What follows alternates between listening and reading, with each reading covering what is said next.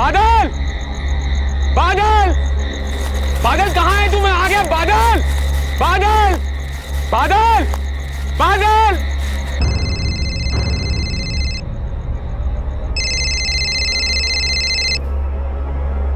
सुनिए, सुनिए। हाँ? फोन।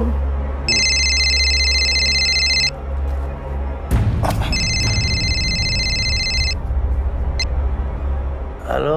चाचा जी, अजीत बोल रहा हूँ। हाँ अजीत बोलो, क्या बात है, इतने रात में फोन किया? चाचा जी, मैं ये झबुआ तालाब के पास वाले जंगल में हूँ। बादल का फोन आया था, बड़ा घबराया हुआ सा लग रहा था।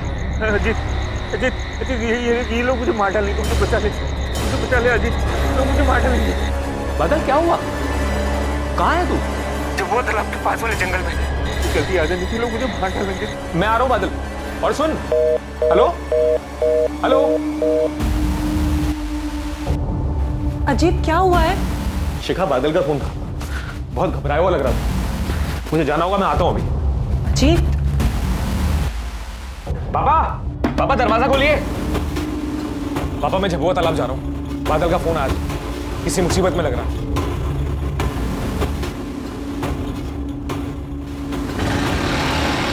रात बहुत हो गई है, संभल कर जाइएगा। ये टॉर्च रख लीजिए। कैलाश, अजीत का फोन आया था, बोला बादल कुछ मुसीबत में। कहाँ है वो? अजीत झबुआ तालाब गया है बादल को ढूंढने। आप जल्दी बैठिए, हम भी चलते हैं। संभल के।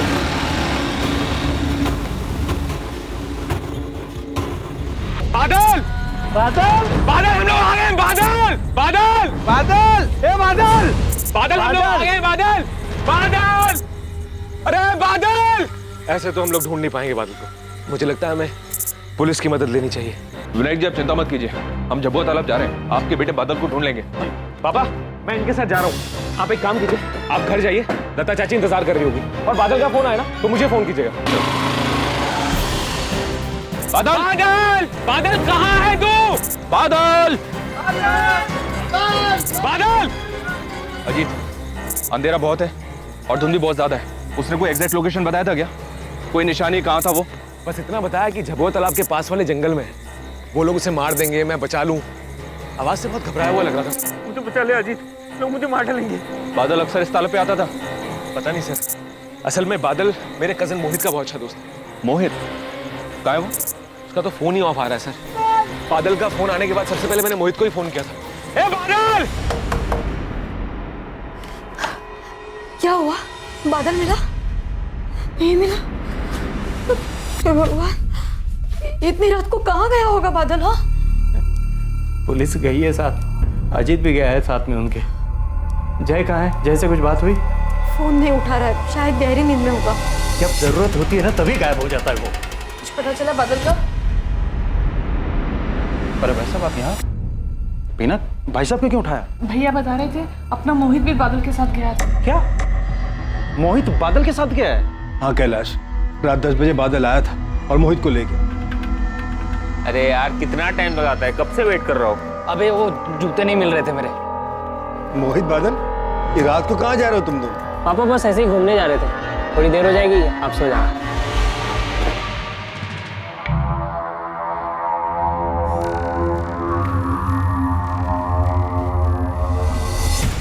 अरे सुजीत भाई,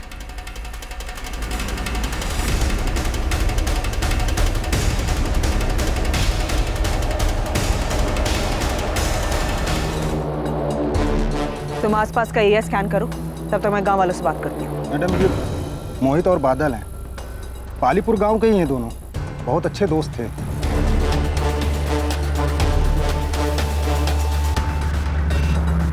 पल्लवी, कल रात बादल के लिए कंप्लेंट मिली थी। उसने मोहित के कजिन अजीत को कॉल करके कहा था कि उसकी जान खतरे में है। हमारी एक टीम झबुआ तालाब के जंगल के पास भी गई थी बादल को ढूंढने के लिए। झबुआ तालाब से? फिर कंप्लेंट करने वाले अजीत को उसके मामा बलवंत ने कॉल किया। उसने बताया कि बादल के साथ मोहित भी था। हमने और सर्च किया, लेकिन घने अंधेरे की वजह से हमें वहाँ कुछ नहीं मिला। माँ सुबह फिर से सर्च शुरू करने वाले थे, इनकी लाशें मिलने की खबर आ गई। सर, बादल ने अजीत को फोन करके कहा था कि वो झबुआ तालाब के पास है। कहाँ है तू? झबुआ तालाब के पास वाले जंगल में। लेकिन हमें इन दोनों की लाश तो यहाँ सोमबाग में मिली। ये इलाका झबुआ तालाब वाले एरिया से कुछ 15 मिनट की दूरी पर है। Yes sir. सर, यहाँ कुछ है। सर, ये झबुआ तालाब भी उसी तरफ है।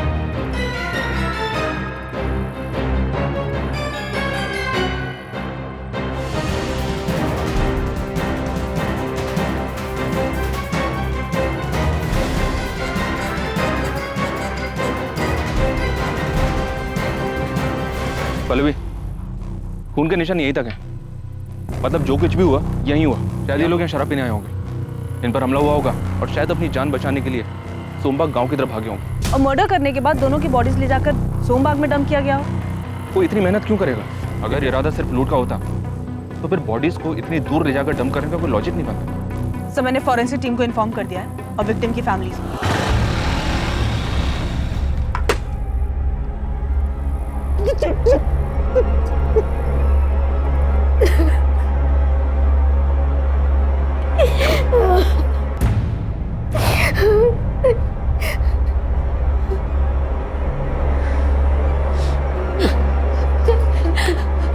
हमारा बादल को मार दी। क्यों मार? मामा जी संभालिए अपने आप। मेरे बच्चे ने किसी का क्या बिगाड़ा? पापा, माँ कैसी है?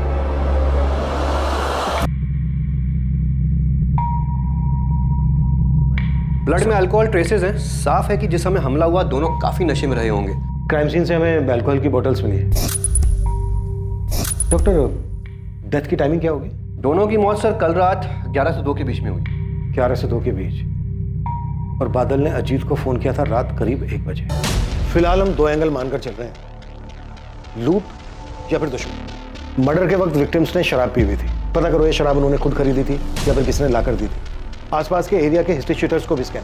वैसे इस बात के चांसेस बहुत कम है कि ये काम लुटेरों की टोली का। शायद किसने सुपारी दी होगी अपनी दुश्मनी निकालने। तो दुश्मनी किसकी? मोहित की या बादल की? यही तो पता करना है पहले कि प्लान बादल को मारने का था और बदकिस्मती से उस वक्त मोहित उसके साथ में था इसलिए मारा गया, या फिर जाल मोहित के लिए बिछाया गया और बादल की डेथ कोलैटरल डैमेज है। सर, अगर मोहित या बादल की किसी के साथ भी दुश्मनी थी तो इसके बारे में फैमिली को डेफिनेटली पता होगा। मोहित की मौत के बाद बलवंत भाई साहब टूट चुके हैं। इनकी किस्मत में दुख ही दुख लिखा है। अभी कुछ ही महीनों पहले पता चला कि इनकी किडनी खराब हो गई है। मालती भाभी तो जब मोहित 3 साल का था तभी गुजर गई थी। तब भाई साहब इस चिंता में रहते थे कि वो अकेले मोहित की परवरिश कैसे करेंगे। मोहित, ले बेटा खा लो, थोड़ा सा खा लो। मेरे अच्छे बच्चे हो ना, पापा की बात नहीं मानो। पापा, मम्मी कब आएगी? मोहित, देखो तो कौन आया है। और आपको एक बात बताऊं मैं, आपकी बीना बुआ आपके लिए क्या लेके आई है मालूम है? इतनी सारी चॉकलेट्स। और देखो अजीत भैया भी आए हैं। कौन खेलेगा भैया के साथ? मैं। आप खेलोगे ना? खेलने से पहले करो। कैलाश समझ में नहीं आता मोहित को कैसे संभालूंगा। मालती को गुजरे हुए 4 महीने हो गए और आज भी मोहित उसकी माँ को पूछता है। तो अच्छा है कि अजीत और बीना हर हफ्ते यहाँ आ जाते हैं, तो उनके साथ मन बहल जाता है उसका, तो हंस खेल लेता है। और ऐसा कब तक चलेगा कैलाश? क्या फायदा इन सब का जब मैं अपने बेटे की हंसी तक वापस नहीं ला सकता। बलवंत भाई साहब के नमनपुरा गांव में एक बड़ी सी पुश्तैनी कोठी है। पहले वो वहीं रहते थे, लेकिन मालती भाभी के गुजर जाने के बाद उन्होंने वो कोठी अपने छोटे भाई प्रकाश को सौंप दी। बीना जब मोहित के पास थी तो उसने उसे कभी माँ की कमी महसूस नहीं होने दी। इसलिए भाई साहब ने हमारी कोठी के बगल में एक और कोठी खरीदी। हमने कभी माना ही नहीं कि मोहित हमारे मामा का लड़का है। मैंने हमेशा उसे अपने छोटे सगे भाई की तरह माना और माँ भी उसे अपने बेटे की तरह ही प्यार करती थी। मोहित भी माँ को बुआ नहीं माँ कह के बुलाता था।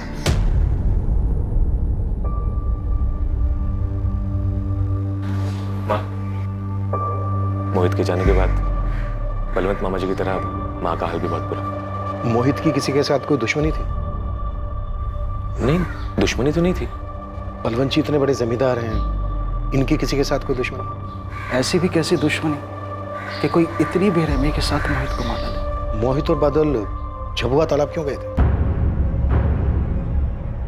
मुझे नहीं पता साहब। मोहित और बादल दोस्त थे, दोनों अक्सर साथ में घूमने जाया करते थे। बादल की या आपकी किसी के साथ दुश्मनी?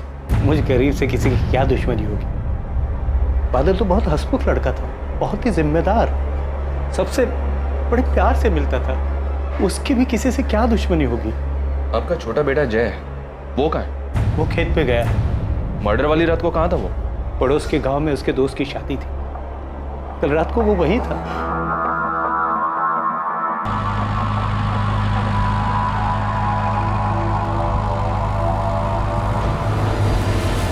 जय देख, ये मेरी परेशानी है, माँ बाबा को पता नहीं चलना चाहिए। तो क्या हर बार माँ बाबा से झूठ बोलते रहे? हाँ तो क्या हो जाएगा झूठ बोलने से?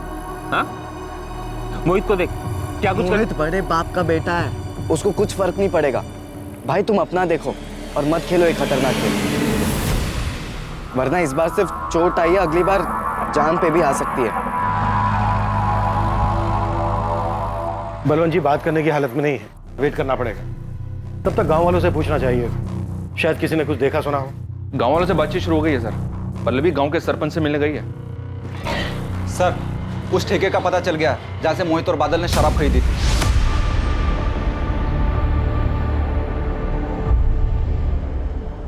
जी हाँ साहब, कल रात की बात है, करीब 10:30 बजे के आसपास मोहित और बादल दोनों आए थे ठेके। वो दोनों ही आए थे या कोई और भी था उनके साथ? उनके साथ भी कोई नहीं। ये दोनों शराब लेने के लिए ठेके पर अक्सर आते थे, कभी कुछ नोटिस किया? अब साहब पता नहीं ये बात आपके कितने काम की है, लेकिन जब भी दोनों पीने के लिए आते थे पैसे हमेशा मोहित ही निकालता था, क्योंकि बादल की तो कुछ हैसियत थी नहीं उसके सामने, पर हाँ दोस्ती दोनों की पक्की थी। अजीत को जानते हो? अजीत की दोस्ती कैसी थी बादल से? मैडम, असली दोस्ती अजीत और मोहित की नहीं, मोहित और बादल की थी। दोनों बड़े अच्छे दोस्त थे, पर बड़े दुख की बात है कि दोनों के साथ ऐसा हादसा हो गया। हमें भी ताज्जुब हुआ। चोरी चकारी की घटनाएं इस गांव में पहले भी कभी हुई हैं, पर इतना बड़ा कांड कभी नहीं हुआ। मोहित की किसी से दुश्मनी सरपंच जी? मोहित के पिता बलवंत जी इस गांव के नामी जमींदार हैं। सिर्फ दौलत ही नहीं, बहुत इज्जत भी कमाई है उन्होंने। ये बादल तो नामी जमींदार का बेटा नहीं था, बादल की किसी से दुश्मनी? बादल तो बहुत गरीब घर से था, और गरीब की दुश्मनी गरीबी से, पर बहुत समझदार लड़का था। सरपंच जी, बादल ने मुसीबत के वक्त ना अपने पिता को फोन किया ना भाई को फोन किया, बल्कि अपने दोस्त अजीत को फोन किया। क्यों? घर में कोई झगड़ा वगड़ा चल रहा था उसका? बादल ने सिर्फ अजीत को ही फोन क्यों किया? इस सवाल के साथ साथ कई और सवाल भी उठते हैं।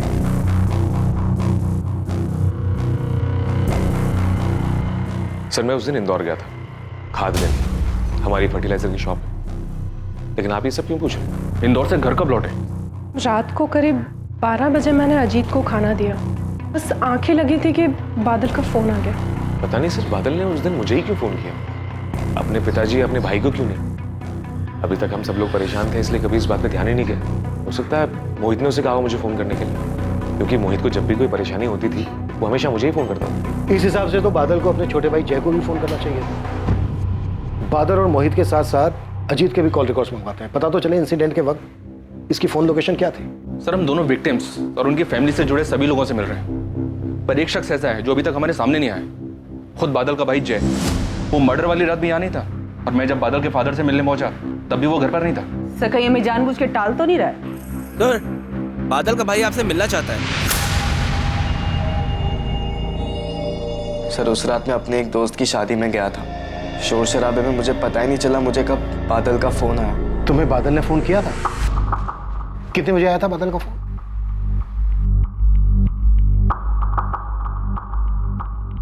पहले बादल ने तुम्हें फोन किया 12:50 पर, उसके बाद अजीत से कांटेक्ट किया। काश मैंने फोन उठा लिया होता सर, पुलिस थोड़ा जल्दी पहुंच जाती मदद के लिए। तुम्हारे भाई बादल की किसी के साथ कोई दुश्मनी थी? कोई दुश्मनी नहीं थी सर, भाई बहुत ठंडे दिमाग वाला था और ऐसी चीजों से दूर ही रहता था। किसी को तो दिक्कत थी बादल से, वरना कोई इस तरह से किसी की जान नहीं लेगा। जर जोरू जमीन, कोई तो वजह होगी। सर, ये जमीन की अनबन तो मोहित की थी। करण, ये जान से मारने की धमकी ना बहुत पुरानी और कॉमन हो चुकी। एक काम कर, कुछ नया सोचना और फिर फोन करना। चल फोन रख। क्या हुआ? ये करण और रवि अपने आप को समझते क्या है? मुझे धमकी दे रहे थे, तो पापा को टेंशन नहीं देना चाहता, वरना इन दोनों को तो पूरे गांव में दौड़ा दो। शांत हो। अरे क्या शांत हो जा? तू तो जानता है ना पापा को, वो कितने सीधे हैं, कभी हक के लिए तो अपने लड़ेंगे नहीं। लेकिन मैं भी पीछे नहीं हटूंगा, वरना ये करण और रवि सब कुछ हड़प जाएंगे। ये रवि और करण कौन है जी? सर, वो दोनों बलवंत चाचा के छोटे भाई प्रकाश चौहान के बेटे। पास में नमनपुरा गांव है ना, वहाँ पर उनका एक पुश्तैनी कोठी है, वहीं पर रहते हैं। पहले बलवंत चाचा भी वहीं पर रहते थे। मोहित और उनके चचेरे भाइयों के बीच में उसी पुश्तैनी कोठी को लेकर झगड़ा था सर।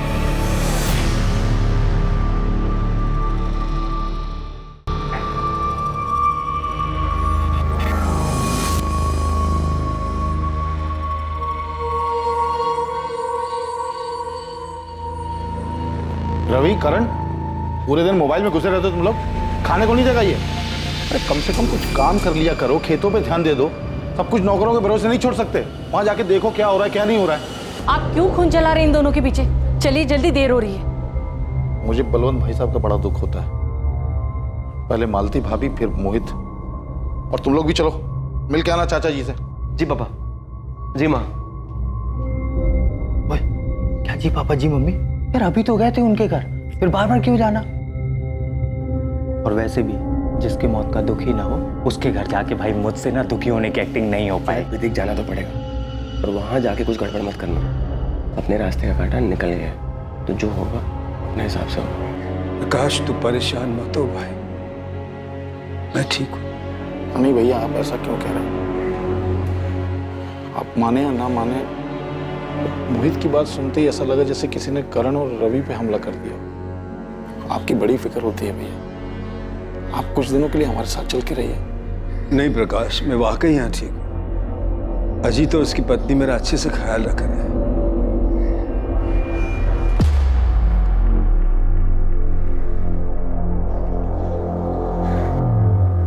क्या रे चमचे, आजकल ज्यादा मस्का लगा रहा बुड्ढे को, क्या बात? क्या है प्रकाश, ऐसा क्या बोलना चाहते हो जो सबको इकट्ठा बुला लिया? बात क्या है?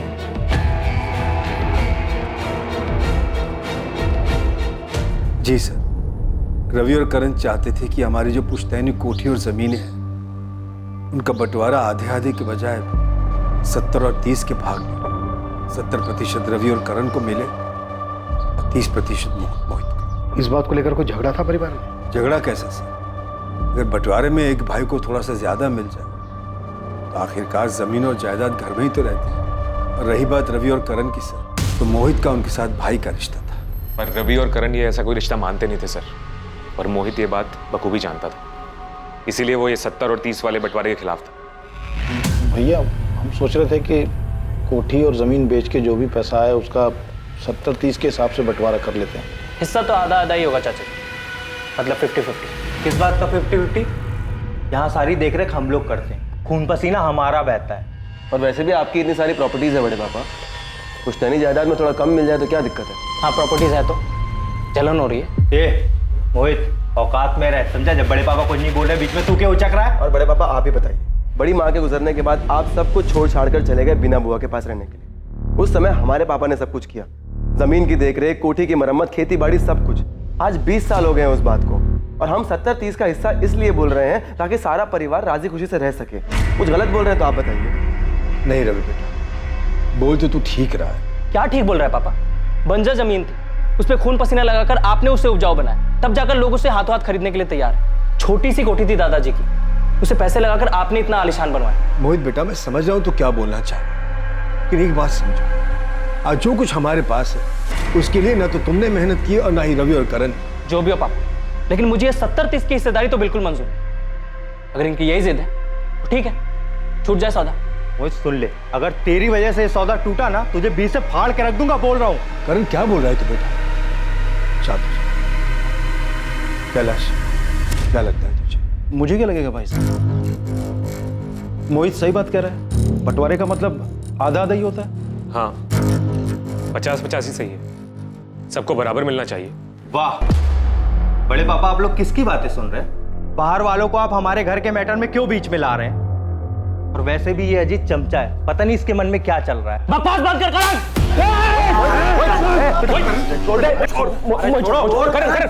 आप कहना चाहते हैं कि रवि और करण उन्होंने मारा मोहित को क्योंकि मोहित की वजह से कोठी की डील नहीं हुई?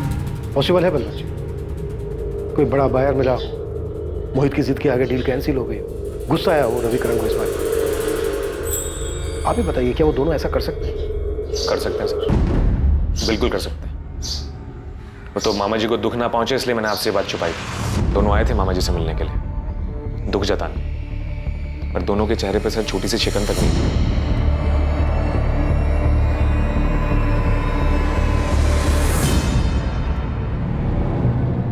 कहाँ हो आप? पुलिस रवि और करण को पकड़ कर ले गई है। उन्हें शक है मोहित को करण और रवि ने मारा है। किसने कहा ये पुलिस से? और कौन कहेगा? आपके परम पूज्य भाई ने ही बोला होगा। उनका बेटा तो नहीं रहा, उसका बदला हमारे बेटों से लेना है उनको। तो फिक्र मत कर, पुलिस को 10 मिनट में छोड़ना पड़ेगा हमारे रवि और करण को। मैं अभी वकील से बात करता हूँ।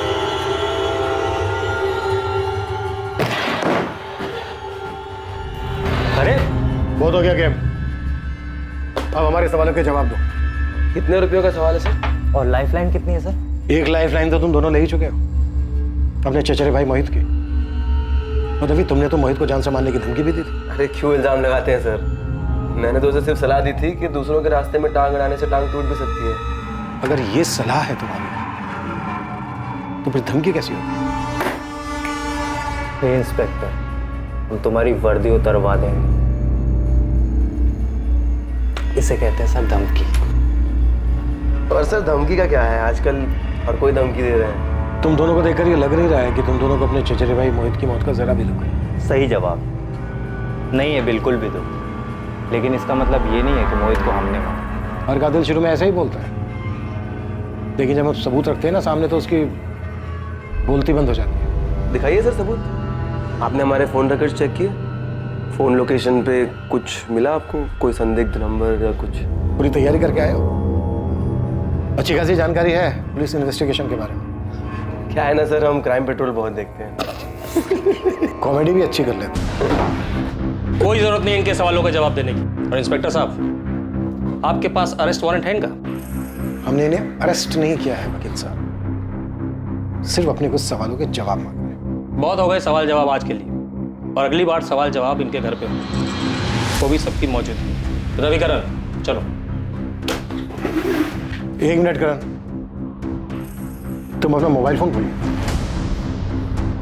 जुर्म की भी यही फितरत होती है बेटा, मुजरिम चाहे कितना भी शातिर हो, कोई ना कोई चूक कर ही जाता है। मेरी बात याद रखना। Thank you sir.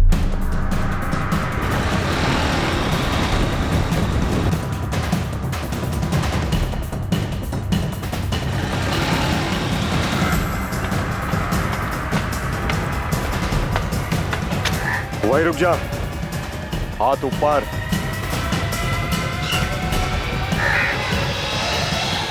Rana ji, कोई गन नहीं है मेरे पास। पुलिस का चमचा है तू, तेरे पे भरोसा नहीं।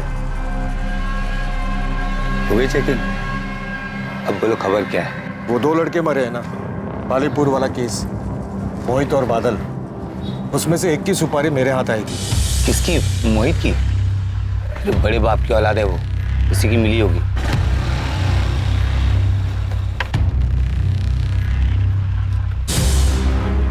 बाकी पैसा काम हो जाने के बाद। किसका टिकट काटना है? आसान शिकार है। हर महीने की 15 तारीख को अपने घर और खेत का सामान लेने जबलपुर जाता है। इस बार भी जाएगा, लेकिन वापस नहीं आना चाहिए। याद रहे, 15 तारीख। 15 तारीख? लेकिन मोहित और बादल तो उससे पहले ही 11 तारीख को। मेरी तरफ से सारी तैयारी हो चुकी थी, देसी कट्टा भी मंगवा लिया था और मारने की जगह भी देख ली थी। लेकिन 15 तारीख से पहले किसी कमीने ने मेरी मुंह की सुपारी खुद ही खा ली।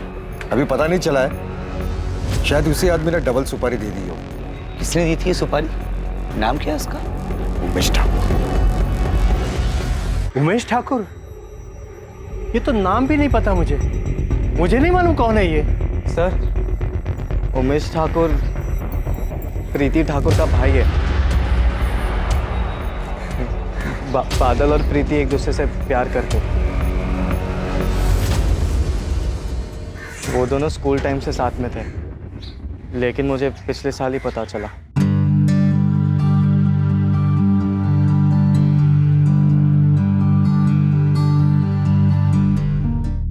प्रीति हमारे बिरादरी की नहीं थी, इसलिए बादल ने सारी बातें छुपाई थी। सर, मैंने भाई को बहुत समझाया था, लेकिन भाई तुम अपना देखो और मत खेलो एक खतरनाक खेल, वरना इस बार सिर्फ चोट आई है, अगली बार जान पे भी आ सकती है।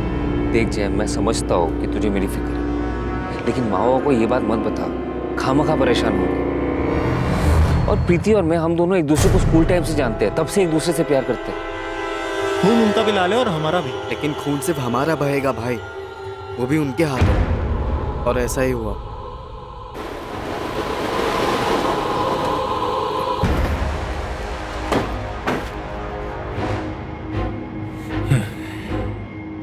साले, कितनी बार समझाऊं तुझे, मेरी बहन से दूर रह, उसकी शादी तय हो गई है, समझ में नहीं आता तुझे? उपेश भैया, हम दोनों एक दूसरे से बहुत प्यार करते हैं। मैं तुझे प्यार से समझाने नहीं आया, इस बार समझ ले, वरना समझने के लिए जिंदा नहीं बचा।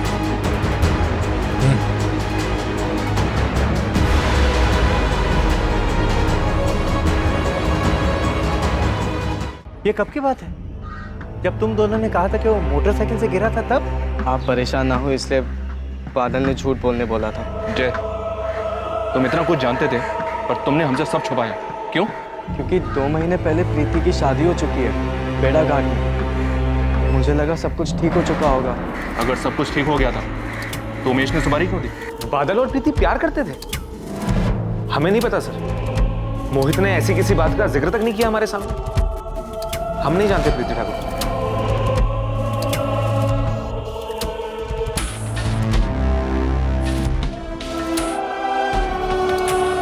माँ कहाँ थी आप? कब से ढूंढ रहा हूँ, नींद ही नहीं आ रही मुझे। आप सुला दो। इतना बड़ा हो गया है लेकिन अभी भी मेरी गोद में सोने की तेरी आदत गई नहीं। कैसे चली जाए आदत? आप माँ हो मेरी, आपकी गोद में सोने में अच्छा लगता है।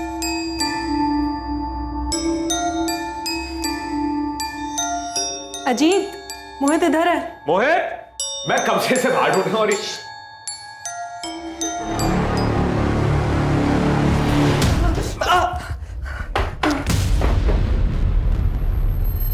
चलो जा शुरू। हाँ, मैं मिला था राणा से और बादल की सुपारी भी दी थी। तेरी बहन की तो बेड़ा घाट के किसी दीपक राजपूत से शादी हो चुकी थी, फिर क्यों दी थी बादल की सुपारी? क्योंकि वो कमीना शादी के बाद भी मेरी बहन के पीछे पड़ा था और मेरी बेशरम बहन भी उससे मिलने जाती थी। ये तो अच्छा हुआ कि उसके पति से पहले मुझे पता चल गया।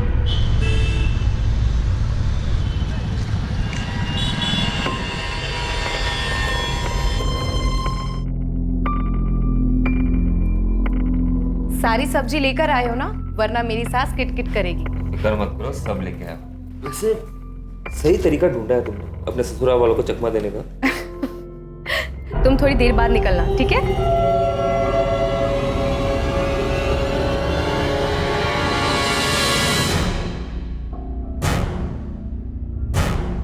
भैया मैं... शर्म नहीं आती तुझे? तेरी शादी हो चुकी है। उमेश भैया, प्रीति को मत मारो। तू चुप कर साले, तुझे तो मैं जिंदा नहीं छोड़ूंगा। दोबारा उससे मिली ना तो भूल जाऊंगा तो मेरी बहन है। मिलूंगी। उस बादल ने पता नहीं क्या पट्टी बढ़ाई थी मेरी बहन को। मेरी बहन बागी हो गई थी। अगर ये बगावत उसके पति को दिख जाती तो मेरी खानदान की इज्जत का क्या होता? मेरे पास एक ही रास्ता था और वही मैंने चुना।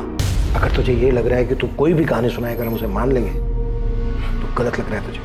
जिस तरह शुरुआत तूने सच से की थी उसी तरह सच बता दे, किसे दी थी बादल की सुपारी? सर, मैंने कहा ना कि मेरी सुपारी से नहीं मरा वो। अमित, कभी लालचंद को बोला है सर सारे सुपारी गैंग्स में पता करने के लिए, और उमेश के कॉल रिकॉर्ड्स भी मंगवाए हैं। सर, ये उमेश काफी मोटी चमड़ी है, इतना थोड़ा फिर भी मुंह नहीं खोल रहा है। उसकी बहन प्रीति से बात करनी चाहिए, शायद उसे कुछ पता हो। यादव, बादल की बाइक का कुछ पता चला? इन्फॉर्मेशन तो हर जगह पहुंचा दिया सर, और चोरी का सामान डील करने वालों के यहाँ भी देखा, पर इस बाइक के बारे में किसी को कुछ पता नहीं है। ठीक है, लेकिन पता करते हैं।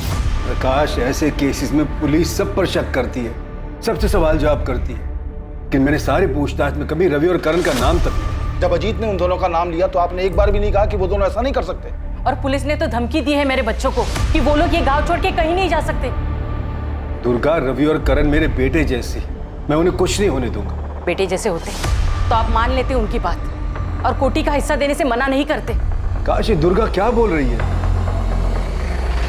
देखो, कभी कभी हम बच्चों की जिद के आगे मजबूर हो जाते हैं। सही कहा आपने, औलाद से बढ़कर कुछ नहीं होता, और इस केस में अगर मेरे बेटों को कुछ हुआ ना तो मैं भी बर्दाश्त नहीं करूंगा भैया।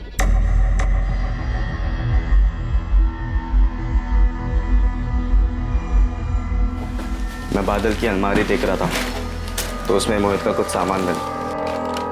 पुलिस मुझसे प्रीति ठाकुर के बारे में पूछ रही थी, पर मोहित ने कभी बताया नहीं उसके बारे में। लेकिन बादल को मोहित ही चढ़ाता था, सच्चे प्यार की कहानी और पता नहीं क्या क्या बकवास से किस्से सुनाता रहता था। प्रीति का भाई उमेश, उसी ने मरवाया होगा क्या? प्रीति, देखो तुम्हारी सहेली तुमसे मिलने के लिए। क्या नाम बताया आपने अपना? पल्लवी।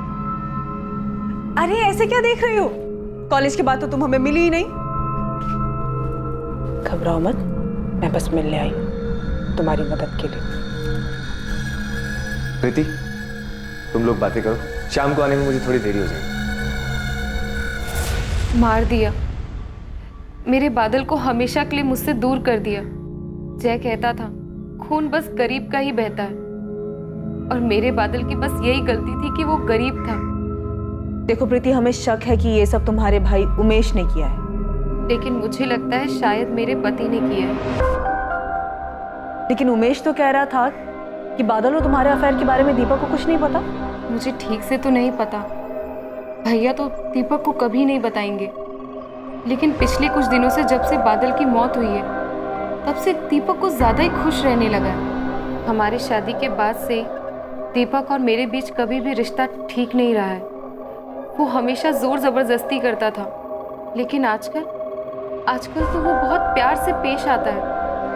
और अभी कुछ दिन पहले उसने एक अजीब सी बात कही। क्या बात है मैडम, आजकल सब्जी लेने नहीं जा रही? सब्जी वाला जिंदा तो है ना? मतलब तुम ये कह रही हो कि तुम्हारे और बादल के अफेयर के बारे में दीपक को भनक लग गई? मुझे पक्का तो नहीं पता। ठीक है, वो हम पता कर लेंगे। नहीं, आप ऐसा मत कीजिएगा। अगर मेरा अंदाजा गलत हुआ और दीपक को इस बारे में कुछ भी नहीं पता है, तो अब पता चल जाएगा और वो मुझे जान से मार देगा। तुम चिंता मत करो, ऐसा कुछ नहीं होगा। हम उसे नहीं पता लगता। दीपक राजपूत के कॉल रिकॉर्ड्स निकलो और चेक करो कि वो किसी सुपारी किलर के कांटेक्ट में था क्या। साथ ही उमेश के बारे में भी पता करते रहो कि वो राणा के अलावा और किसी से भी मिला था। तो सर, इसका मतलब मोहित सिर्फ इसलिए मारा गया क्योंकि मर्डर के वक्त वो बादल के साथ था।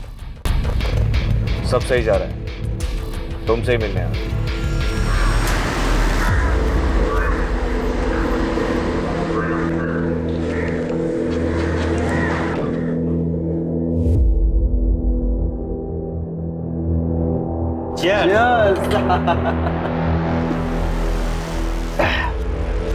यार दीपक, ये जमीन की डील एक बार फाइनल हो गई तो तीनों का तगड़ा फायदा होगा नहीं? और वैसे भी तेरा फायदा तो पहले ही हो चुका है। अबे तुम दोनों के तो दोनों हाथों में पहले से लड्डू है। अच्छा लगता है ना जब अपनी प्रॉपर्टी किसी दूसरे से शेयर ना करनी पड़े, है? बात तो सही कह रहा है। क्या दीपक की करण और रवि से दोस्ती है? हाँ साहब, अब पता चला है त्रिमूर्ति साथ मिलकर जमीन की कोई डील कर रहे हैं। डील तो हुई है इनके बीच, लेकिन किस चीज की ये खोद के निकालना पड़ेगा। सर, मुझे एक बात याद आ रही, थोड़ी पुरानी है, कोई 7-8 महीने पहले की। किससे जुड़ी हुई है? मोहित या बादल? दोनों से ही। अरे यार, कोई बात नहीं, मेरे में से ले ले। अरे नहीं, तू खाना, मैं यही पास में तो है, लेके आता हूँ। ठीक है? अबे हाँ, जलेबी खाएगा? हाँ ले ले। भाई लोगों को गरम गरम खिलाने का, समझा? गलती हो गई। देख के नहीं चल सकता, साला नया शर्ट खराब कर दिया। तमीज से बात करो ना भाई साहब, बोल तो रहा हूं गलती हो गई। अबे एक तो शर्ट खराब किया, ऊपर से मेरे मुंह लग रहा है। तू जानता नहीं, तू मेरे को जानता नहीं, नया क्या तू समझ में नहीं आता? भाग बादल भाग, वरना मुझसे से भाग। उस दिन जिस आदमी का हाथ जला वो पास के नमनपुरा गांव का नटवर मौर्य है।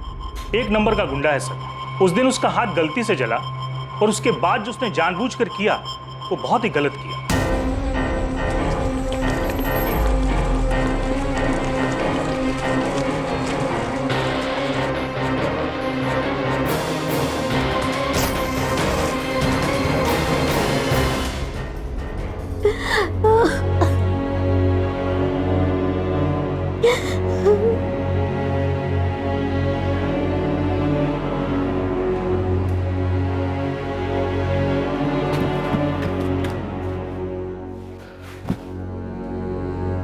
बादल, ये सब कैसे हो गया? किसने जला के?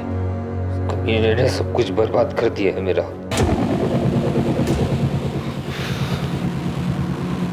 उसे मैं नहीं छोड़ूंगा। सब जानते थे ये काम नटवर मौर्य का किया हुआ है। उस दिन तो मोहित और बादल आपे से बाहर ही हो गए।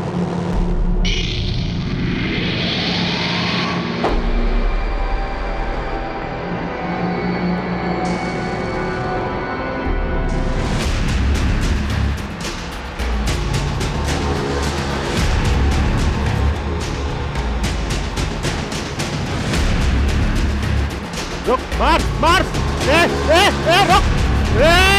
रुक जा! इधर आ! रुक! तेरी तो! इधर आ! देखो तुम लोग गलत कर रहे हो। बादल, इस साले ने पूरा खेत जला दिया, एक बार भी नहीं सोचा। मार साले को, छोड़ना मत। नहीं बादल। पैर तोड़ साले का। नहीं। तेरे मार। नहीं बादल। उस हमले में नटवर का पैर टूट गया। बादल का बदला तो पूरा हुआ सर, पर उसके बाद दोनों गांवों के बीच बहुत तनाव बढ़ गया। दोनों तरफ मारकाट की बातें होने लगी। फिर मैंने और नमनपुरा के सरपंच ने मिलकर सबको शांत किया। हम किसान हैं साहब, फसल जल गई थी हमारी, कैसे भूल सकते उस दिन को। अगर इतनी बड़ी बात थी तो हमसे छुपाई क्यों? गलती होगी सर, सब शांत हो गया था तो हमें भी ध्यान नहीं रहा कि नेटवर्क अब भी उस झगड़े का बदला ले सकता है। बदला वक्त के साथ और बढ़ता है जी। उसकी टांग टूटी, ऊपर से गुंडा वो कैसे सोच लिया कि वो बाद में बदला नहीं लेगा। रवि और करण की मोहित से दुश्मनी थी।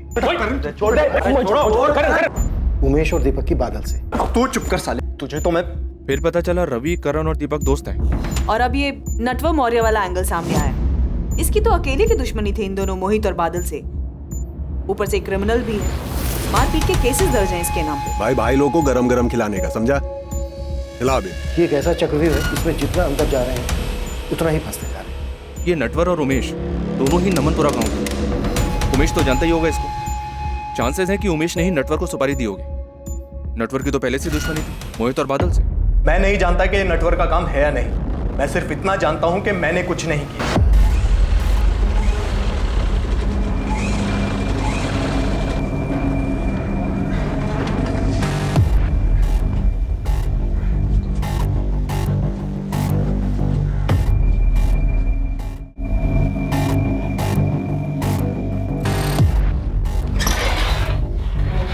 उमेश ठाकुर की जमानत हो गई है।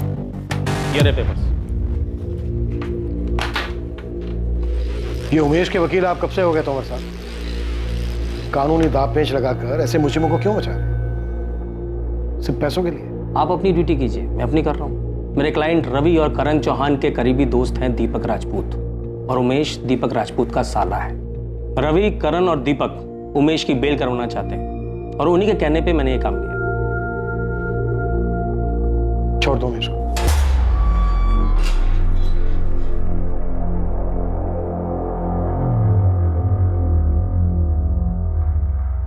थैंक यू जीजा जी। उमेश, इसमें थैंक यू वाली कौन सी बात? आखिरकार तुम मेरी बीवी के भाई हो, और वैसे भी तुमने कहा कुछ गलत? हाँ, सही कहा आपने। मान गए तोमर साहब, बहुत काम के आदमी हैं आप, लेकिन हमारा एक कानूनी काम अब भी अधूरा रह गया है। कौन सा काम? हमारे बड़े पापा बलवंत, उनका बेटा मोहित तो रहा नहीं, उनको भी किडनी की बीमारी है। आज या कल वो भी चले जाए। अब उनके जाने के बाद उनके पीछे जमीन जायदाद बचेगी, वो तो हम लोगों को आसानी से मिल जाएगी ना, या उसके लिए भी कानूनी लड़ाई लड़नी पड़ेगी? मोहित के बाद अगर उन्होंने अपना वारिस नहीं चुना है तो ऐसी सूरत में हम ब्लड रिलेशन के बेसिस पे दावा ठोक सकते हैं, लेकिन बलवंत जी ने किसी को अपना वारिस चुन लिया है तो कुछ नहीं हो सकता। मोहित के बाद हमारे अलावा और वो किसको अपना वारिस चुन सकते हैं?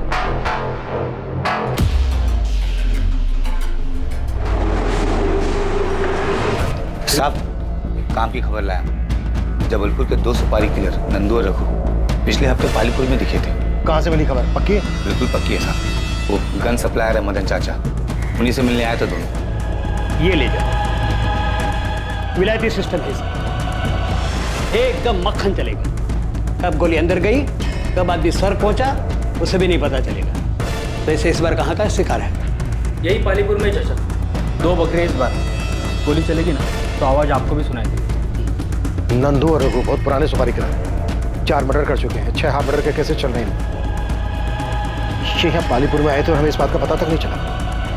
अगर ये दोनों यहाँ पर दिखे तो इसका मतलब यह है कि मोहित और बादल के मर्डर में इनका हाथ है, लेकिन इन दोनों को स्ट्रैप किया गया था। इसका मतलब यह है कि गन इस्तेमाल करने की शायद जरूरत ही नहीं पड़ी।